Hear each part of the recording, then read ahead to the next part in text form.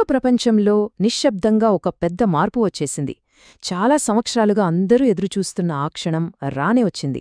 ఆవిష్కర్తలకు, బిల్డర్స్కి అసలైన స్వర్ణయుగం ఇప్పుడు మొదలైంది. అసలు ఎందుకు ఇప్పుడే క్రిప్టోలో ఏదైనా నిర్మించడానికి సరైన సమయం? ఈ మార్పు వెనుక ఉన్న కారణాలేంటో ఇప్పుడు లోతుగా చూద్దాం.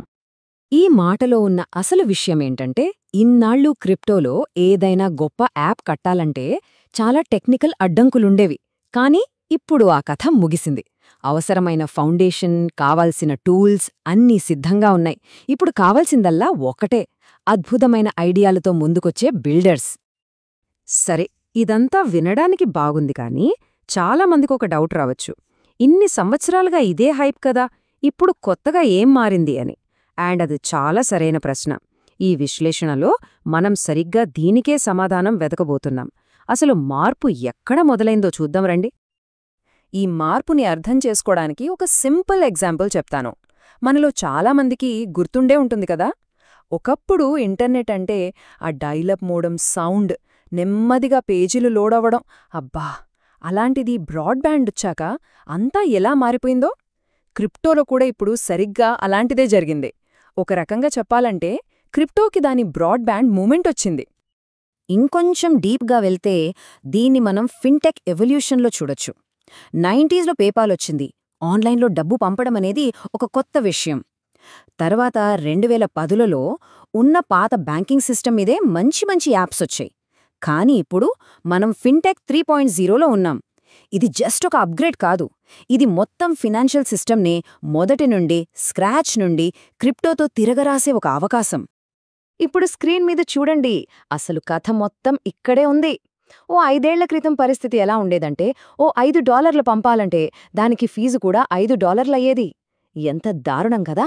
మరిప్పుడో అదే ట్రాన్సాక్షన్ క్షణాల్లో, అది దాదాపు ఫ్రీగా, అంటే 1 సెంట్ కన్నా తక్కువ ఖర్చుతో అయిపోతుంది. వేగంలో, ఖర్చులో ఎంత తేడానో మీరే చూడండి. మరి మ్యాజిక్ ఎలా జరిగింది? ఎలా ఇంత చౌకగా మారింది? దానికి సమాధానమే లేయర్ 2 బ్లాక్ చైన్లు. దీని సింపుల్గా అర్థం చేసుకోవాలంటే, ఒక రద్దీగా ఉండే హైవేని ఊహించుకోండి. దాని పక్కనే ఒక ఎక్స్ప్రెస్ వే లాంటిదనమాట ఈ లేయర్ 2. వేల కొద్ది ట్రాన్సాక్షన్స్ని ఒకేసారి కంప్రెస్ చేసి మెయిన్ హైవే మీద భారం తగ్గిచ్చేస్తోంది. అందుకే అంత వేగం, అంత తక్కువ ఖర్చు. ఓకే, ఈ స్పీడ్, తక్కువ కాస్ట్ ఇవన్నీ బాగానే ఉన్నాయి. కానీ వీటి వెనక ఉన్న అసలు కారణాలేంటి? బిల్డర్స్కి, అంటే కొత్తవి సృష్టించేవాళ్లకి ఈ కొత్త ప్రపంచాన్ని సాధ్యం చేసిన 4 పిల్లర్స్ ఉన్నాయి. అవేంటో ఇప్పుడు చూద్దాం. చూడండి, ఈ 4 విషయాలు: స్పీడ్గా ఉండే నెట్వర్క్స్, రూల్స్ విషయంలో కొంచెం క్లారిటీ రావడం, మనం వాడే డాలర్ లాంటి డిజిటల్ కరెన్సీలు, అండ్ ఫైనలీ ఎవరైనా ఈజీగా వాడే వాలెట్స్. ఇక్కడ పాయింట్ ఏంటంటే, ఇవి ఇంతకుముందు విడివిడిగా ఉన్నాయి, కాని అన్నీ కలిసి ఒకేసారి అందుబాటులోకి రావడం ఇదే మొదటిసారి. అందుకే ఇది అసలైన గేమ్ చేంజర్. ఒకప్పుడు అతిపెద్ద ప్రాబ్లమేంటో తెలుసా? టెక్నాలజీ కాదు, రూల్స్, రెగ్యులేషన్స్. ఈ కోడ్ చూడండి ఎంత నిజమో. ఒక స్టార్టప్ మొదలుపెడితే వాళ్లు టెక్నాలజీ మీద, ఇంజనీర్ల మీద పెట్టే ఖర్చుకన్నా లాయర్లకే ఎక్కువ ఖర్చు పెట్టాల్సొచ్చేదట. ఆలోచించండి, మరలాంటప్పుడు కొత్త ఐడియాలు ఎలా ముందుకెళ్తాయి? ఇప్పుడు ఈ నంబర్ చూడండి, $200 బిలియన్. ఇదేంటి అంటారా? ఇదే స్టేబుల్ కాయిన్స్ మార్కెట్ సైజ్.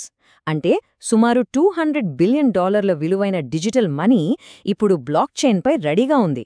ఇది జస్ట్ ఒక నంబర్ కాదు, ఇది బిల్డర్స్ చేతిలో ఉన్న ఒక పవర్ఫుల్ టూల్ అన్నమాట.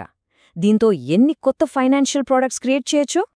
సరే, ఈ టూల్స్ అన్నీ బాగున్నాయి, కానీ వీటితో రియల్ వరల్డ్లో ఏం చేయొచ్చు? ఎంత పెద్ద మార్పు తీసుకురావచ్చు? దానికొక సూపర్ ఎగ్జాంపుల్ చూద్దాం.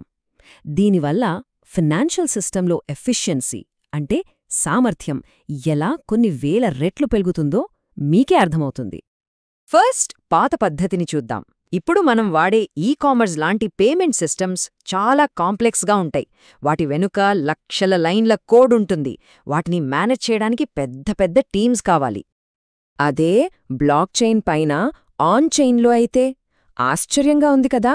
షాపిఫై లాంటి కంపెనీలు ఇదే పనిని స్మార్ట్ కాంట్రాక్ట్స్తో చేస్తే ఆ లక్షల లైన్ల కోడ్ కాస్త కేవలం 1000 లైన్లకి పడిపోయింది. అంటే 99% కన్నా ఎక్కువ కోడ్ అవసరమే లేదు. ఎంత టైం, ఎంత మనీ సేవ్ అవుతుందో ఆలోచించండి. మరి ఆ చిన్న 1000 లైన్ల కోడ్ ఏం చేస్తోందంటారా? అదే ఎస్క్రో సర్వీసులను చూసుకుంటోంది, ట్యాక్సులు కలెక్ట్ చేస్తోంది, రీఫండ్లు, ఛార్జ్బ్యాక్లు హ్యాండిల్ చేస్తోంది, డబ్బులు ఎవరికి ఎంత వెళ్లాలో కూడా అదే పంచుతోంది. ఇంతకుముందు వీటన్నిటికీ వేర్వేరు సిస్టమ్స్, డిపార్ట్మెంట్స్ కావాలి. ఇప్పుడంతా ఒకే ఒక్క స్మార్ట్ కాంట్రాక్ట్. ఇప్పటిదాకా మనం పాత సిస్టమ్స్ని బెటర్ చేయడం గురించి చూశాం. కానీ అసలైన విప్లవం ఇక్కడ మొదలవుతోంది. అదేంటంటే, ఇంతకు ముందు అసాధ్యం అనుకున్న కంప్లీట్గా కొత్త రకమైన ఆస్తులను సృష్టించడం. ఫ్యూచర్ అంతా దీని గురించే. టోకనైజేషన్లో 2 రకాలున్నాయి. మొదటిది మనకు ఆల్రెడీ తెలిసినవి, స్టాక్స్, బాండ్స్, రియల్ ఎస్టేట్ లాంటి వాటిని బ్లాక్ చైన్ పైకి తీసుకురావడం. ఇది చాలా పెద్ద మార్పు. కానీ రెండోదుంది, అదే అసలు ఎగ్జైటింగ్ విషయం. అదేంటంటే క్రియేటర్స్ కంటెంట్, మన సోషల్ క్యాపిటల్, డిజిటల్ ఐడెంటిటీ, ఇలాంటి వాటి నుండి సరికొత్త ఆస్తుల్ని క్రియేట్ చేయడం. ఇది ఇంతకుముందు మనం ఊహించలేని ఒక కొత్త ప్రపంచం. ఉదాహరణకి క్రియేటర్ ఎకానమీని తీసుకుందాం. ఇప్పుడున్న సిస్టంలో ఏమవుతుంది? క్రియేటర్స్ కష్టపడతారు, కానీ ఎక్కువ డబ్బు సంపాదించేది మధ్యలో ఉన్న ప్లాట్ఫామ్స్.